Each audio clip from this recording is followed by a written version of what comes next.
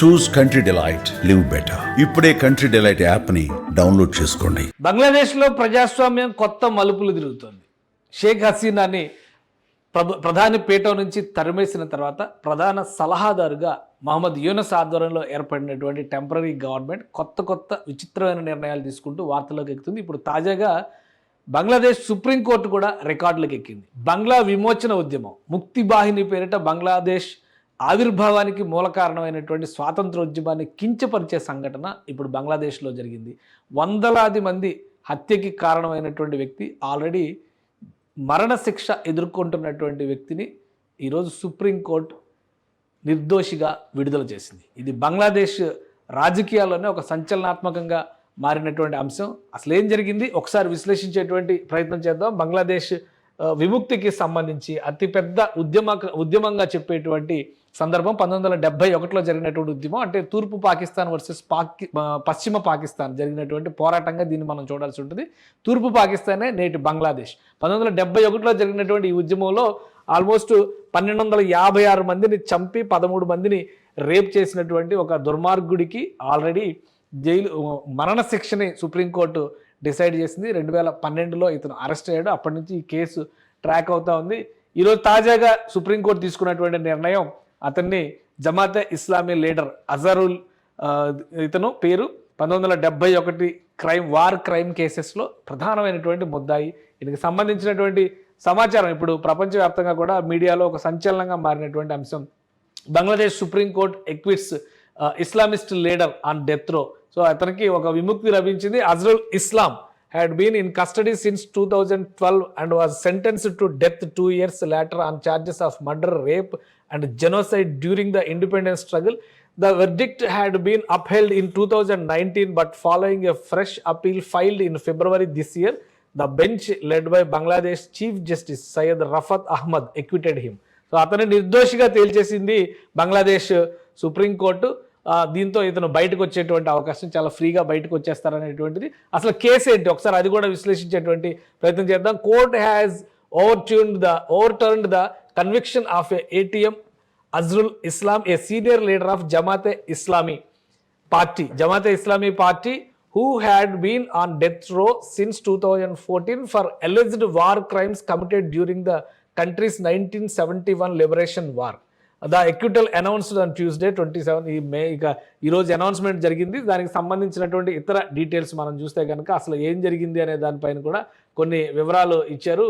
మొత్తం మీద దీనికి సంబంధించి అవామీ లీగ్ ఇప్పుడు పాకిస్తాన్ ఎలా అయితే ఆ సందర్భంలో అంటే 1971లో జరిగినటువంటి యుద్ధ సమయంలో పాకిస్తాన్ ఆర్మీగా చెప్పినటువంటి, పాకిస్తాన్కి అనుకూలంగా జరిగినటువంటి పోరాటాల్లో కూడా ఇతను కీలకమైన పాత్ర పోషించినట్టుగా చెప్తున్నారు. ఇప్పుడు అవామీ లీగ్ బంగ్లాదేశ్లో కీలకమైనటువంటి పార్టీ, షేక్ హసీనాకు చెందినటువంటి పార్టీ. ప్రస్తుతం ఈ పార్టీ నిషేధాన్ని ఎదుర్కొంటుంది. వీళ్ళు కూడా అఫీషియల్ ఎక్స్లో ట్వీట్ చేశారు. ఈ అఫీషియల్ రికార్డ్స్లో దీనిలో క్లియర్గా ఇతనికి సంబంధించినటువంటి డీటెయిల్స్ని ఇచ్చారు. Jamaat to hold mass sit near CA office on February 25 demanding ATM Azhar's release. So ఇది ఒక విధంగా ఈ అజర్ని రిలీజ్ చేసేటువంటి కుట్రలో భాగంగానే జరిగింది. అజ్రుల్ ఇస్లాం అని చెప్పి అంటారు ఇతన్ని, షార్ట్ నేమ్ అజర్ అని పిలుస్తారు. షాకింగ్ బట్ ఎక్స్పెక్టెడ్, ఇది చాలా క్లియర్గా ఇందులో రాశారు, చాలా డీటెయిల్డ్ నోట్ రాశారు. ఈయన చేసినటువంటి క్రైమ్స్కి సంబంధించినటువంటి వివరాలు కూడా బంగ్లాదేశ్ అవామీ లీగ్ అఫీషియల్ ఎక్స్లో ట్వీట్ చేసింది. ఈయనని రిలీజ్ చేయాలనేటువంటి నిర్ణయం ఆల్రెడీ ఎక్స్పెక్ట్ చేసింది supreme court. Decision sees convicted Islamist leader and war criminal ATM Azhar walk free. అతను వదిలేసేటువంటి నిర్ణయం ఖచ్చితంగా బంగ్లాదేశ్ ప్రజాస్వామ్యానికి ఇది చంపపెట్టు అనేటువంటి మాట చెప్తున్నారు. ఆల్రెడీ వరుస పెట్టి కొన్ని సంఘటనలు యూనస్ గవర్నమెంట్ తీసుకున్నటువంటి సంఘటనలు కూడా వివరించారు.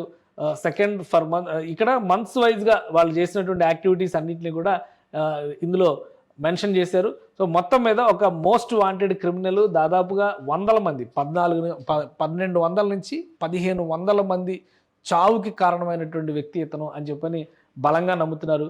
దీనికి సంబంధించి ప్రతిరోజు బంగ్లాదేశ్కి సంబంధించినటువంటి సంఘటనలు అక్కడ మైనారిటీ వర్గాలపైన కావచ్చు, అవామీ గ్రూప్ కార్యకర్తలు, అవామీ లీగ్ పార్టీకి చెందినటువంటి నాయకులు కార్యకర్తలపైన జరుగుతున్నటువంటి దాడులు కావచ్చు, వీటన్నిటిపైన కూడా టెంపరీ గవర్నమెంట్, కేవలం అడ్వైజరీ గవర్నమెంట్ అని చెబుతున్నటువంటి మహమ్మద్ యూనస్ ఆధ్వర్యంలోని గవర్నమెంటే కీలకమైన నిర్ణయాలు తీసుకుంటుంది.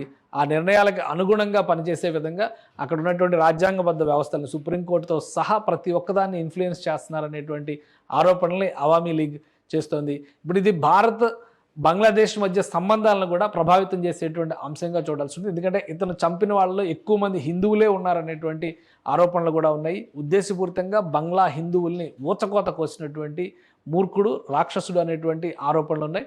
అలాంటి వ్యక్తిని నిర్దోషిగా రిలీజ్ చేయడం అంటే ఖచ్చితంగా ప్రజాస్వామ్యాన్ని కూనీ చేయడమే అనేటువంటి మాట అవామీ లీగ్ నేతలు చెప్తున్నారు. ఇక బంగ్లాదేశ్లో ప్రజాస్వామ్య పునరుద్ధరణ దిశగా అడుగులు పడాలనేటువంటి సంకల్పం పైన కూడా బంగ్లాదేశ్ సైన్యం చాలా గట్టిగా ఒత్తిడి చేస్తుంది.